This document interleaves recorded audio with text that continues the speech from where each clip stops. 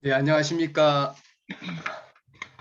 이 아침에 다시 한번 하나님의 말씀을 가지고 나눌 수 있는 시간을 주셔서 감사를 드립니다. 시편의 말씀들을 살펴보면서 다시 한번 제 개인적으로 드는 생각은 시편의 다윗을 비롯한 수많은 사람들의 그 기도문, 또 간절한 하나님을 향한 탄원과 또 찬양을 들으면서 우리의 신앙의 삶에서 진정한 기도의 응답이 무엇인가 하는 것들을 다시 한번 생각해 보게 되었습니다. 우리는 때때로 하나님께 기도할 때 우리의 주변의 상황이 바뀌고 또 달라지기를 바라는 기도를 드릴 때가 많이 있지 않는가 그런 생각을 합니다.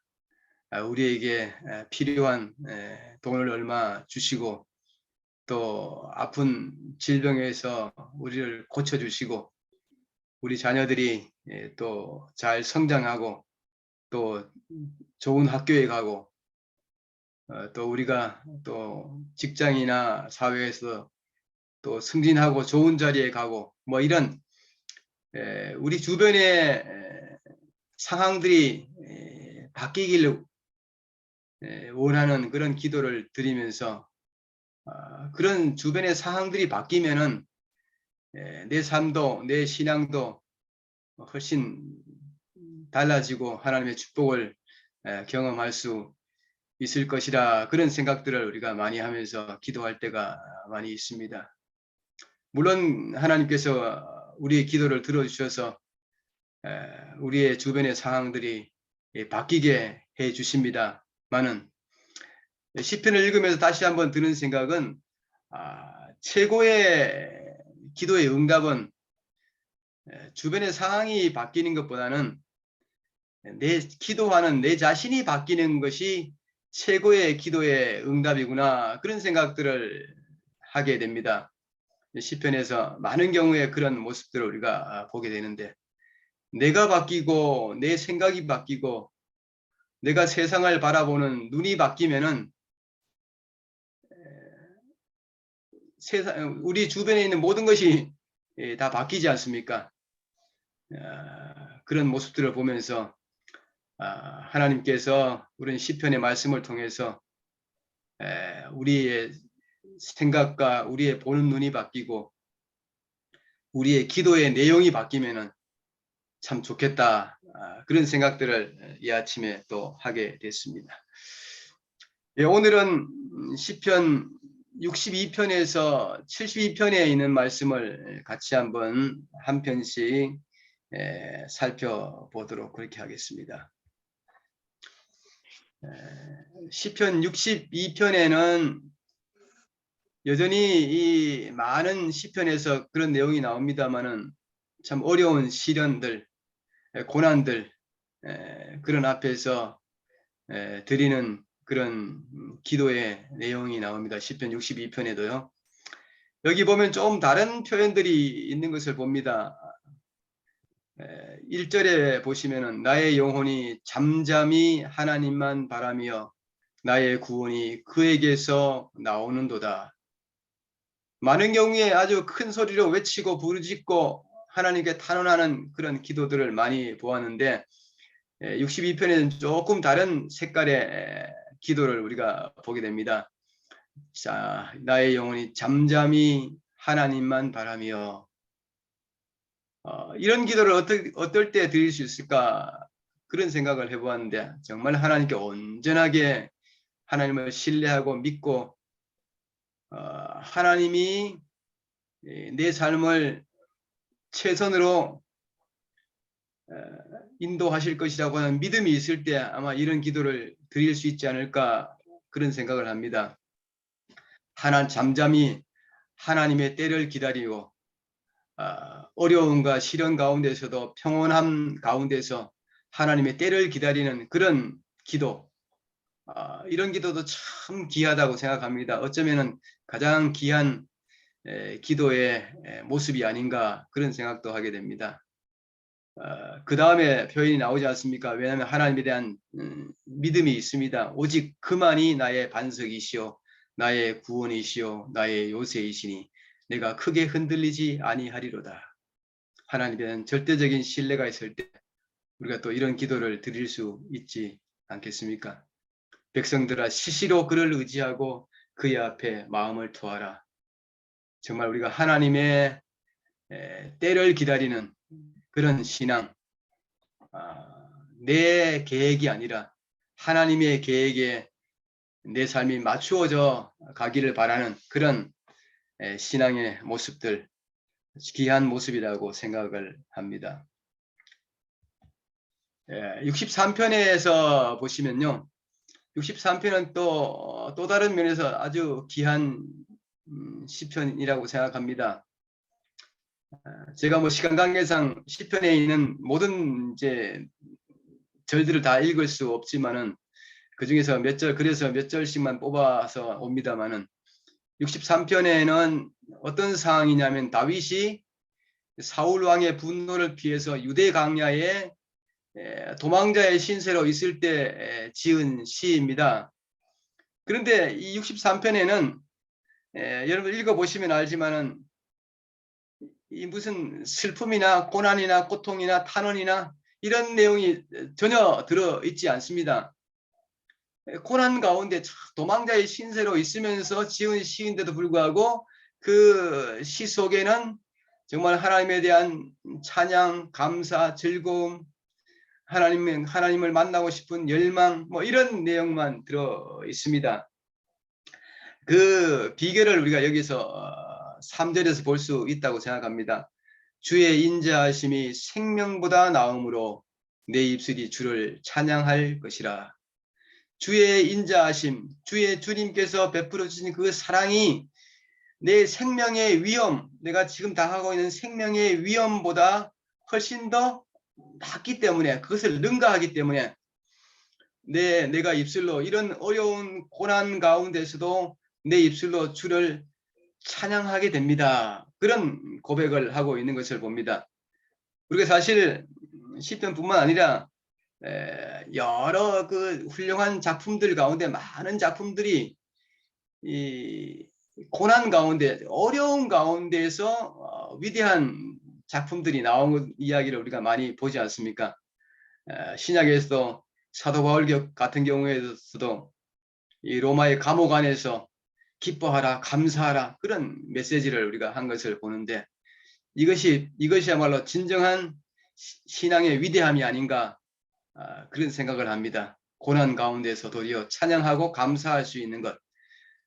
신앙이 아니면 어떤 것이 이렇게 우리를 만들 수 있을까 그런 생각을 하게 됩니다. 그 다음에 보시면 이름으로 나의 평생의 주를 송축하며 주의 이름으로 말미암아 나의 손을 들리이다.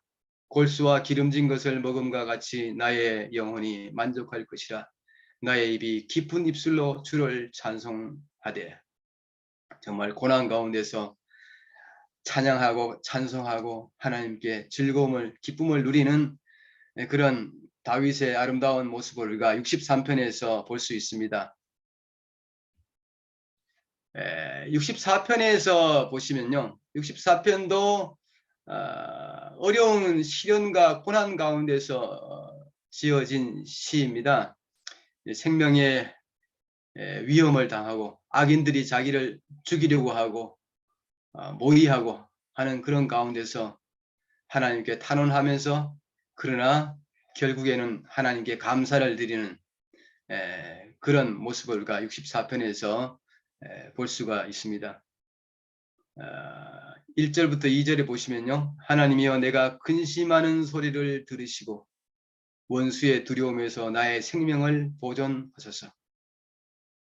시인이 근심하고 있습니다. 그리고 원수의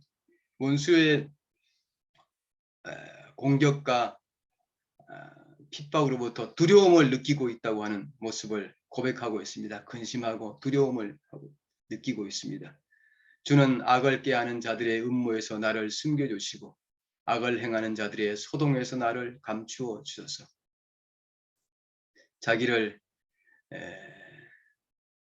핍박하고 고난을 주기 위한 악한 사람들, 원수들의 그런 시도와 노력과 소동들, 그런 걸 보는 것입니다.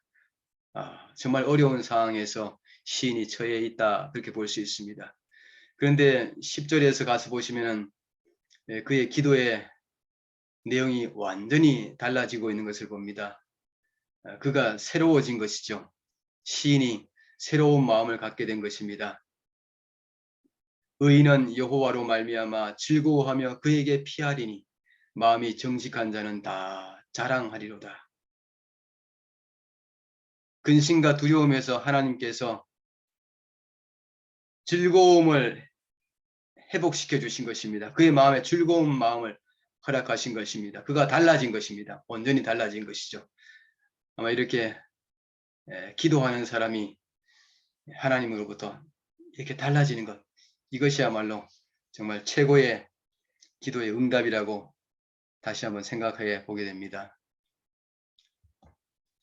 65편에 보시면요. 65편은 이 천연계 가운데서 특별히 이 농사와 관련돼서 수학의 영광스러움, 하나님께서 이렇게 모든 것을 키워주시고 수확하게 해 주셨다 하는 그런 찬미를 하고 있습니다.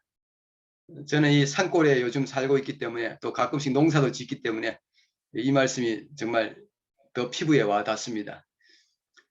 보시면요. 땅을 돌보사 물을 대어 심히 윤택하게 하시며 하나님의 강에 물이 가득하게 하시고 이같이 땅을 예비하신 후에 그들에게 곡식을 주시나이다. 하나님께서 키워주시고 곡식을 주신다고 하는 것입니다. 그 다음에는 아주 좀 세세하게 자세하게 기록되어 있습니다. 주께서 밭고랑에 물을 넉넉히 대사 그 이랑을 평평하게 하시며 또 담비로 부드럽게 하시고 그 싹에 복을 주시나이다. 주의 은택으로 한 해를 간씌우시니. 우리가 그 봄에 대지를 뚫고 조그마한 새싹들이 돋아날 때 정말 생명의 신비를 느끼지 않습니까? 어떻게 그렇게 할 수 있겠습니까? 사람이 아무리 노력해도 그렇게 할 수 있는 방법이 있겠습니까? 그죠? 때때로는 아주 딱딱한 대지를 뚫고 아주 여린 새싹들이 올라오는 모습을 볼 때 하나님이 주신 그 생명의 신비와 생명의 위대함을 보는 것입니다. 그리고 그것들이 자라나고 꽃이 피고 또 열매를 맺는 그 모든 과정들을 보면서 사람이 하는 일은 정말 없는 것입니다. 하나님이 다 키워주시는 모습, 그리고 하나님이 수확하게 해주시는 것, 그런 모습을 보면서 우리가 신앙 안에서 태어나고 자라나고 열매 맺는 것도 다 성령께서 하시는 일이다, 그런 생각들을 또 하게 됩니다. 뒷부분에 보시면요. 주의 길에는 기름 방울이 떨어지며 들의 초장에도 떨어지니 작은 산들이 기쁨으로 띠를 띄었나이다. 정말 우리가 이 하나님께서 생명을 키우시고 수확하게 하시는 그 하나님의 손길들을 우리가 천연계 가운데서 정말 바라볼 수 있게 해주는 시라고 생각을 합니다. 66편에 가서 보시면요. 66편에서는 이것도 고난 가운데서 드린 시편인데 이건 좀 색깔이 다릅니다. 고난 가운데 드린 이 시편의 내용들 가운데 조금 다른 색깔의 기도문이라 그렇게 볼 수가 있습니다. 여러분 보시면요. 하나님이여 주께서 우리를 시험하시되 우리를 단련하시기를 은을 단련함 같이 하셨으며, 하나님께서 우리에게 시련과 고난을 허락하시는데 그것을 통해서 우리를 단련시킨다. 정말 은을 단련시킨 것처럼 우리가 늘 그런 이야기를 하지 않습니까? 시련이 도리어 축복이었다. 시편 119편에 그런 말씀이 많이 나오는데 정말 그 시련과 시험을 통해서 우리가 새로운 사람으로 더 강건한 하나님의 백성으로 더 깊은 신앙의 경지로 우리를 이끄시는 그런 하나님의 모습들을 우리가 늘 보지 않습니까? 그렇죠? 그런 경험들을 이야기하고 있는 것입니다. 하나님을 두려워하는 너희들아 다 와서 들으라. 하나님이 나의 영혼을 위하여 행하신 일을 내가 선포하리라. 하나님이 시련과 고난 가운데서 지난 나의 인생 삶 속에서 하나님께서 어떤 일을 행하셨는지 내가 알리리라, 선포하리라. 그렇게 말씀하고 있는 모습을 봅니다. 몇 번 여러분들이 또 나의 시편을 써 주셨는데요. 그런 것들이 이런 경험이라고 생각을 합니다. 나의 삶 속에서 하나님께서 어떻게 지난 세월 역사하셔서 나를 어떻게 바꾸어 주시고 단련시켜 주시고 성장하게 해 주셨는지, 그런 것들을 우리가 뭐 입으로도 말할 수 있고 또 글로도 표현할 수 있고, 그렇죠? 그렇게 표현한다고 하는 것도 귀한 것이라고 생각을 합니다. 그러면서 은혜를 또 나누는 것은 또 다른 하나님의 축복이라고 그렇게 생각을 합니다. 그런 이야기를 하고 있다고 봅니다. 그죠? 하나님이 나의 영혼을 위하여 행하신 일을 내가 선포하리라. 내가 나의 입으로 그에게 부르짖으며 나의 혀로 높이 찬송하였도다. 그런 고백을 하고 있습니다. 67편에서 보시면 67편은 하나님이 온 우주의 통치자다. 이스라엘 백성들만의 하나님이고 왕이 아니시다. 그런 이야기를 합니다. 그러면서 하나님이 이스라엘 백성들을 택해서 하나님의 도구로 사용하시지만은 모든 민족들, 모든 세상의 사람들을 하나님께서 공평하게 생각하시고 또 구원하시기를 원하신다 하는 그런 더 넓은 시야를 가지고 하나님을 바라볼 수 있게 해주는 시라고 생각을 합니다. 하나님이여 민족들이 주를 찬송하게 하시며 모든 민족들이 주를 찬송하게 하소서. 민족들이 주님을 발견하고 하나님을 발견하고 하나님을 찬송하고 모든 민족들이, 세상의 모든 사람들이 주님을 찬송하게 해 달라고 하는 것입니다. 이 구약에는 이런 넓은 정말 이스라엘 백성들만을 위한 하나님인 것처럼 생각할 수 있는 그런 내용들도 있지만은, 우리가 이런 정말로 모든 민족들의 하나님, 온 우주의 통치자이신 하나님에 대한 이런 시편을 읽는 것은 참 큰 축복이라고 생각을 합니다. 우리가 정말 마지막 때에 주님께서 땅 끝까지 복음이 증거될 때 주님께서 오시겠다, 그렇게 약속을 해 주셨는데요. 모든 민족들이 정말 주님을 찬송하는 그날이 속히 오기를 간절하게 소망해 보게 됩니다. 온 백성은 기쁘고 즐겁게 노래할지니 주는 민족들을 공평히 심판하시며 땅 위의 나라들을 다스리실 것임이니라. 67편의 귀한 찬미라고 생각을 합니다. 68편의 말씀을 보시면요, 출애굽에서 시인의 시대까지 이스라엘을 승리로 이끄신 여호와의 지도력을 찬양하고 있습니다. 68편에 그런 내용들이 참 많이 나와 있는데 제가 이 몇 절만 뽑아서 보여줄 수 있는 것이 참 유감입니다. 68편을 한번 여러분들 다 읽어보시면은 정말 하나님께서 출애굽 때부터 시인의 시대까지 어떻게 하나님께서 늘 이끄셨는지 그런 것들을 찬양하는 이야기가 나와 있습니다. 우리가 과거를 잊어버리지 않는 것 참 중요하다고 생각을 합니다. 과거는 하나님의 백성들에게 있어서 과거는 단순히 지나간 역사의 기록일 뿐만이 아닙니다. 그렇게만 남으면 우리 신앙에 하나님이 주시는 큰 축복들을 경험하지 못하게 됩니다. 과거는 단순히 지나간 기억이 아니라 오늘을 살아가는 우리들, 앞으로 미래를 내다보는 우리들에게 큰 힘과 용기가 되는 아주 큰 신앙의 뭐랄까요, 주춧돌이 되고 큰 기반이 되는 것이다, 그렇게 우리가 볼 수 있습니다. 과거의 개인의 삶에서도 과거에 나를 인도하셨던 하나님을 잊어버리지 않으면은 화이트 선지자도 그런 말씀을 하지 않았습니까? 과거에 우리를 인도해 주신 것을 잊어버리지 않으면 현재와 미래에 두려워할 것이 없을 것이다. 그런 생각들을 우리가 하게 됩니다. 그러면서 68편에서는 또 연약한 자들의 고통을 들으시는 자비의 하나님의 모습을 그리고 있습니다. 그런 부분들을 좀 뽑아왔는데요, 제가요. 그의 거룩한 처소에 계신 하나님은 고아의 아버지이시며 가부의 재판장이시라. 제가 요즘 그 입양 가정들을 섬기는 일들을 좀 하고 있는데요. 정말 세상에서 가장 힘든 사람이 누구일까 생각해 볼 때 정말 그 고아들이 아닐까, 부모와 떨어져 살게 되는 아이들이 아닐까 그런 생각을 합니다. 어떤 경우엔 생후 일주일, 한 달, 뭐 몇 달 된 아이가 부모와 떨어져서 정말 완전히 다른 환경에서 산다고 하는 것, 그건 정말 상상만 해도 너무너무 어려운 것입니다. 아무것도 할 수 없는 아이가 정말 세상에 혼자서 살아가야 한다고 하는 것은 정말 가장 힘든 상황이 아닐까 그런 생각을 하게 됩니다.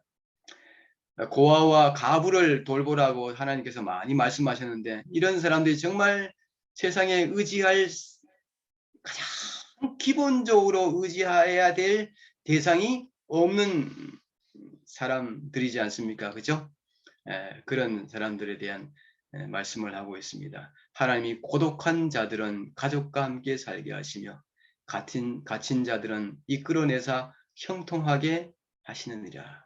하나님께서 고독한 자들에게 하나님께서 가족이 되어 주시고 하나님이 남편이 되어 주시고 하나님이 아버지가 되어 주신다고 하는 그런 생각을 할 때 힘과 용기를 얻을 수 있으리라고 생각합니다. 날마다 우리의 짐을 지시는 주, 곧 우리의 구원이신 하나님을 찬송할지로다. 그래서 하나님은 날마다 우리의 짐을 져주시는 분이다. 기억할 때 하나님께 우리의 짐을, 우리의 여러 가지 짐들을 다 맡길 수 있으리라고 이렇게 생각을 합니다. 69편에 가서 보시면요. 69편에도 고난 가운데서 부르짖는 애가입니다. 고통을 당하는 것. 그런데 69편에서는 고통을 당하는 이것이 이유가 뭡니까?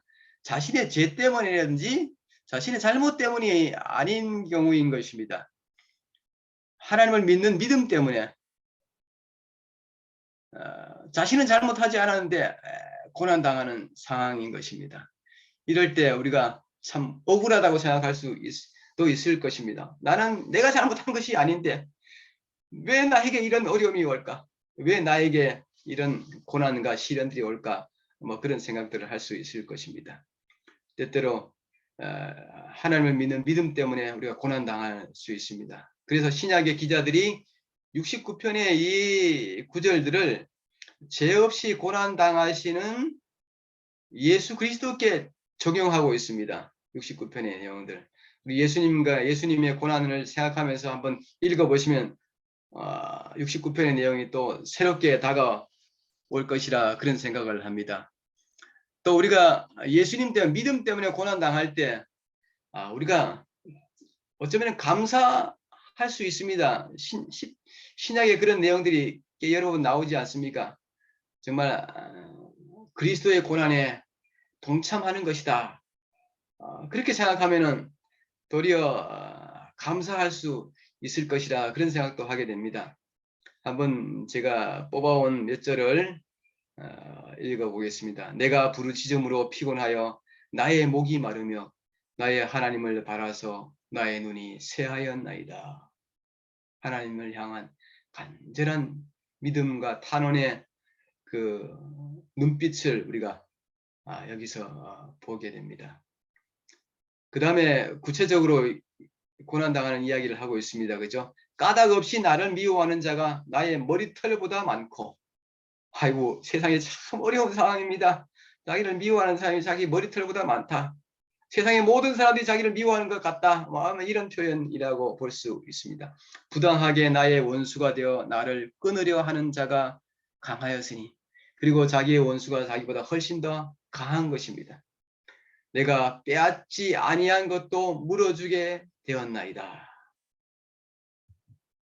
정말 아무런 죄 없이 고통당하시는 예수 그리스도의 모습을 우리가 생각하게 됩니다. 주님께서 이 땅에 오셔서 정말 죄 없으신 분인데도 불구하고 수많은 많은 사람들로부터, 유대인들로부터 고난당하고 또 조롱당하고 핍박당하는 그런 순환당하시는 예수 그리스도의 모습을 우리가 다시 한번 생각하게 됩니다. 우리의 죄 때문에 우리를 구원하시기 위해서 이런 고난의 길을 스스로 자원하여 십자가의 길을 가신 예수 그리스도의 모습을 우리가 다시 한번 69편에서 생각해 보게 됩니다. 곤고한 자가 이를 보고 기뻐하나니 하나님을 찾는 너희들아 너희 마음을 소생하게 할지어다. 여호와는 궁핍한 자의 소리를 들으시며 자기로 말미암아 갇힌 자를 멸시하지 아니하시나니. 69편의 말씀을 다시 한번 명상해 보게 됩니다. 70편의 말씀을 보시면요, 70편의 말씀도 깊은 고뇌 가운데서 부르짖는 노래입니다. 하나님이여 나를 건지소서, 여호와여 속히 나를 도우소서. 이 70편에 나와 있는 이 말씀은 표현이 특별히 좀 다른 표현들이 있습니다. 보시면요, 처음에 보면 하나님이여 나를 건지소서, 여호와여 속히 나를 도우소서. 좀 빨리 도와달라고 하는 그런 기도를 드리고 있는 것을 봅니다. 제가 보고 온 뒷부분에도 그런 말이 있습니다. 나는 가난하고 궁핍하오니 하나님이여 속히 내게 임하소서. 주는 나의 도움이시여 나를 건지시는 이시오니.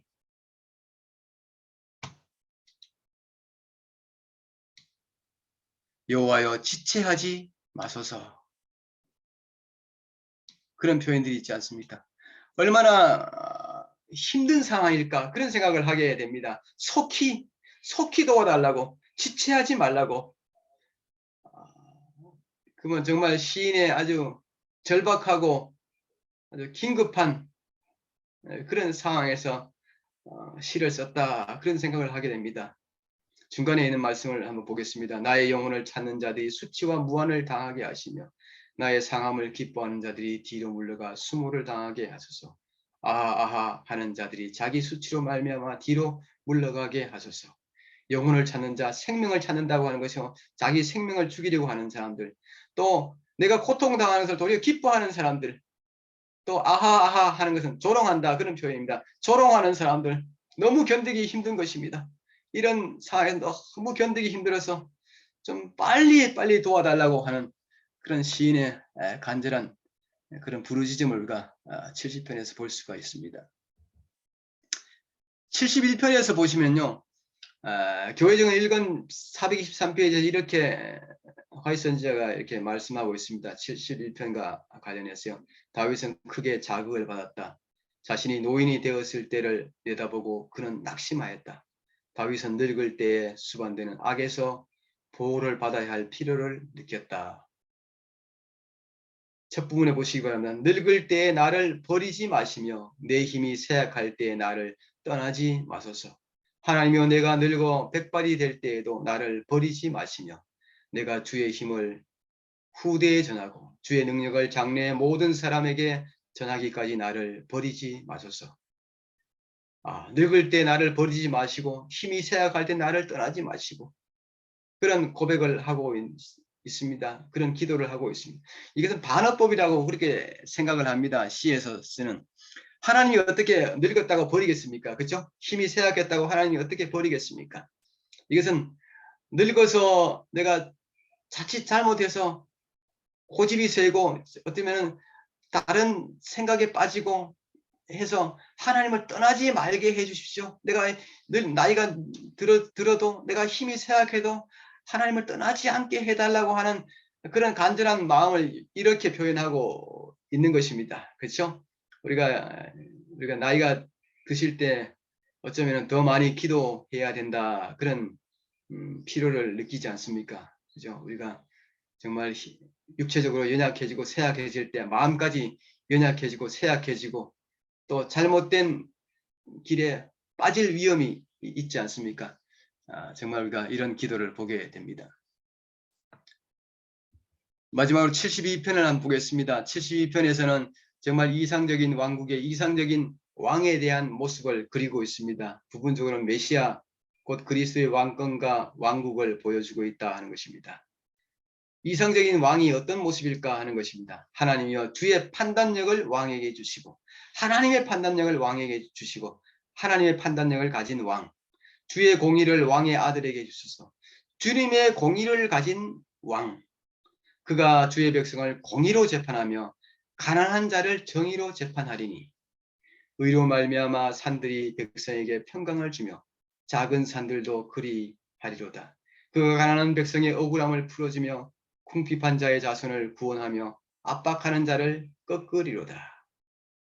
하나님의 판단력을 가지고 특별히 뭡니까? 가난한 자들, 억울한 사람들, 억울함을 풀어주고 압박당하는 사람들을 풀어주는 그런 모습이 정말 이상적인 왕이다.